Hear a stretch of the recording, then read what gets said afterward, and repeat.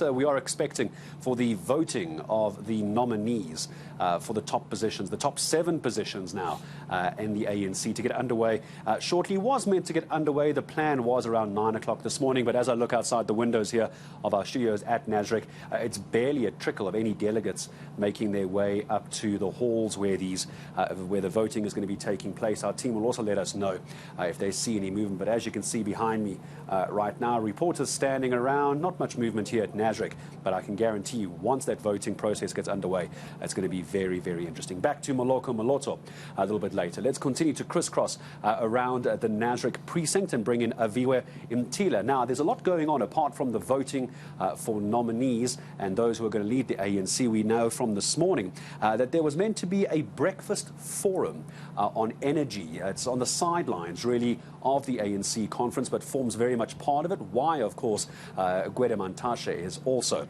the Minister of Energy in South Africa. He's also a member of the ANC, so wearing both hats in this case. But let's go across to Aviwe Mkhize. But it seems, Aviwe, that the minister was a no-show at what was meant to be a breakfast that he was meant to host. Do we understand yet what happened?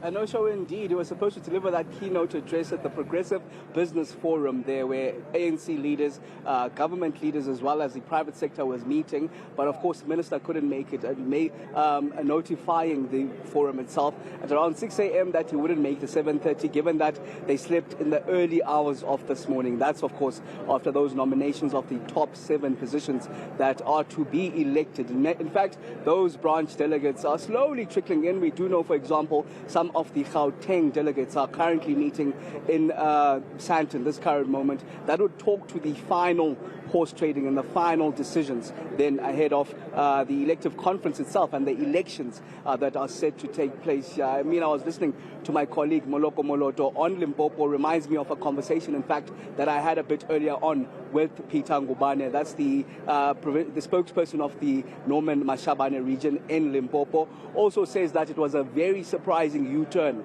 that came about yesterday. We do understand that the province itself was called by the deputy chair of the province in Limpopo and was then told that they've made a U-turn. They now are in fact going to be supporting Dr. Mkhize as the candidate for the president, given that they support those that support them. So it seems like, given that KwaZulu-Natal is supporting the chairmanship of Stanley Mathabatha, who is the chair of Limpopo, that decision coming from the deputy chair suggests that they then in turn support the candidate from KwaZulu-Natal, that is Mkhize. But of course, not well received at all, we understand, by the branches. They have 646 delegates here that will be voting, the third biggest voting bloc in this conference. We do understand thereafter they then met, and then the regions gave the direction that, hey, we're not going to be listening to that. And I was told reliably by Peter Ngubane a bit earlier on that plus 400 of those 646 decided that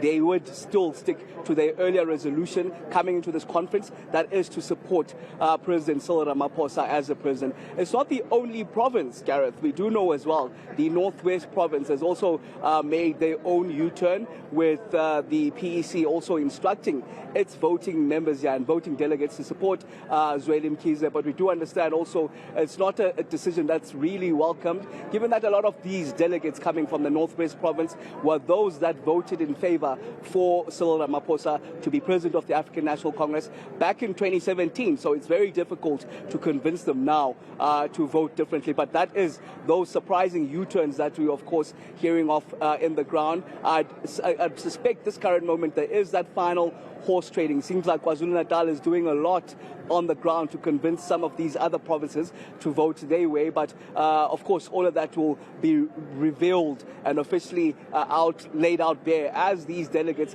almost 4,500 of them, will be making a decision to elect the top 7 leadership of the African National Congress.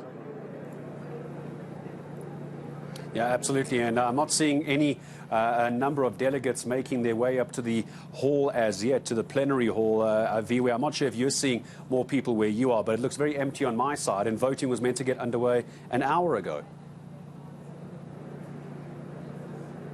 Yes, indeed. But as I mentioned a bit earlier on, there are those meetings happening now. I understand, for example, the Gauteng delegation is meeting in Sandton, and we're expecting maybe possibly in the next hour or so, those votings then can happen for those top 7 positions. But not a lot of them are on the ground as yet. I saw the Secretary of KwaZulu-Natal walking about here, but not wanting to give any further interviews, mentioning that at around 11 o'clock we'll have then the provincial spokesperson. So at this time, it's that final horse trading and final discussions convincing each other of that electoral position. But we do know these provinces came in here with a mandate from the branches, but it is the conference itself, and this is where they now get persuaded and to some of them maybe deviate from their branch mandate and vote according to how they would have been successfully persuaded here. But coming into this elective conference, the nomination process has made it clear. Remember, the electoral committee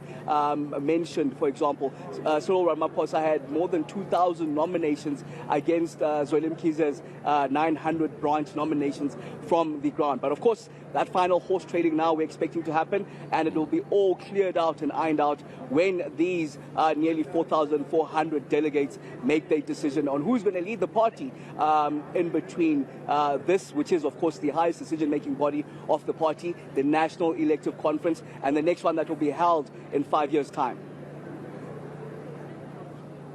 Yeah, it's going to be very interesting a couple of years from now how different it all might look. All right, Aviwe Mtila for us also here at Nasrec. Let's continue to take you to another element of what has been very, very contentious within the ANC, that being gender parity. Let's go across to eNCA senior reporter Slandelo Masekane on that for us as well. And Slandelo, hello to you as well. And there's been a lot of people, high-ranking ANC members, including they were presidential hopefuls, and Nkosazana Dlamini Zuma declining the position, and Lindiwe Sisulu not reaching the threshold. But they were very vocal, weren't they, about not enough gender representation, not enough women in leadership positions in the ANC.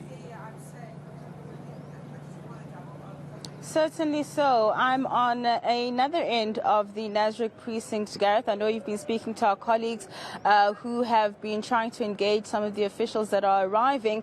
But from my vantage point, Tamsanga will show you that, in fact, it does look as though the president may have just arrived. I'm seeing a presidential security unit making their way inside the precinct, but it could be anyone really from the government officials.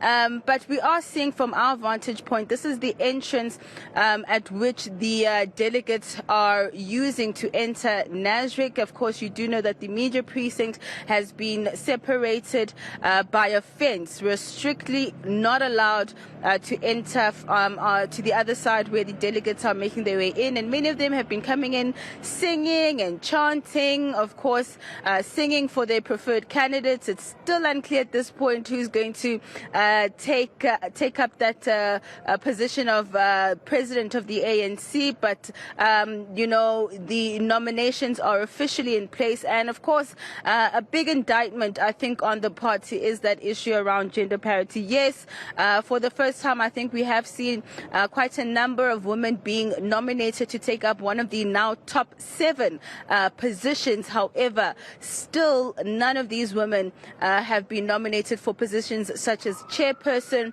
or president of the ANC or the SG, which we know is a very crucial position within the ANC. What we do know, of course, is that Nomvula Mokonyane and Tina Jumat-Peterson have been nominated for the positions of First Deputy Secretary, for Second Deputy Secretary General, which is, of course, a new position, is Maropeni Ramokgopa and Ronaldo Nomalanga.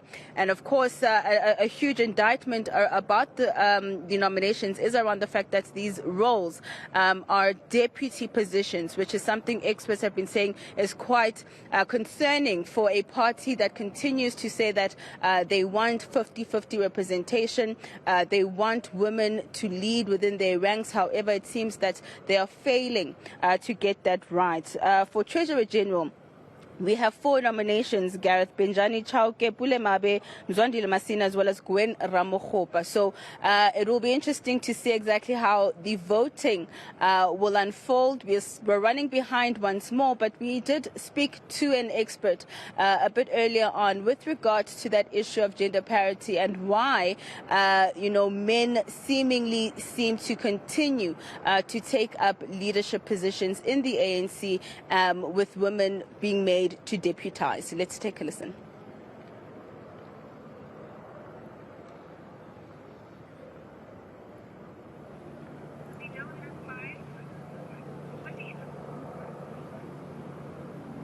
Political patronage happens through patriarchy. And if you are outside of those patriarchal networks as a woman, and you are not a woman who is favored in those networks, you are most likely not to be selected in these sorts of processes. And it's still a reflection of how patriarchal the ANC is and how it devalues women's leadership. All right, Slendelo Masekane, we think we're going to come back to you a little bit later, but I do want to ask you as well, just as I say goodbye to you briefly, if you don't mind, Slee as well, the issue of gender parity as well, I think is going to be something that whoever is brought in, once the votes are cast for the nominees, whether it's the president all the way down to the treasurer general, secretary general, etc., is going to have to be something the ANC deals with by the time we get to 2024 for the general elections, won't they? Definitely, there's some serious introspection that needs to be done in terms of the ANC, its processes, and how it elects its leaders. And I think the issue really comes down to branch level, Gareth. The party itself is made up of majority women. There are many young people. Another issue that's a big one in the ANC is that generational mix. I mean, you can see from the nominations themselves, there's hardly anyone you could call a young person within those nominations. And of course, those 5 women that are nominated as well, still quite a small number compared to the men as well. But it comes down to the fact that at a very low level, at branch level, the ANC is not nominating their own women for leadership positions. So is it a matter of the fact that women are not trusted? Is it an intrinsic bias against them? We don't know, but it's certainly something that the party certainly needs to correct moving forward. We had an opportunity, Gareth, to speak to a young woman, a young activist of the ANC party who's part of the Youth League. Let's take a listen to what she had to say about the gender parity issue within her party. We have a lot of work to do in the run-up to conference because we're going to have to really balance that out, either with nominations from the floor, but also seriously introspect about why the political system, and this is also not just about the ANC, this is generally, why the political system continues to churn out the same kind of men. Is it reflective of the general society in South Africa? No. The majority of the country is young. The majority of the country are, in fact, women. And so when you get a nomination process in this manner, it does beg the question, even as a young person in the ANC, what are we doing to really ensure representation? Well, our entire team will be here throughout the day. You would have heard the sirens a few moments ago, just as Slendelo Masekane was suggesting that the president may very well have arrived at Nasrec. We'll confirm that for you, but I also heard the sirens here from our studio. So to Slendelo Masekane, Eviwe Mtila, as well as Moloko Moloto, our reporters are on the ground. Once it happens, we will bring it to you here on eNCA.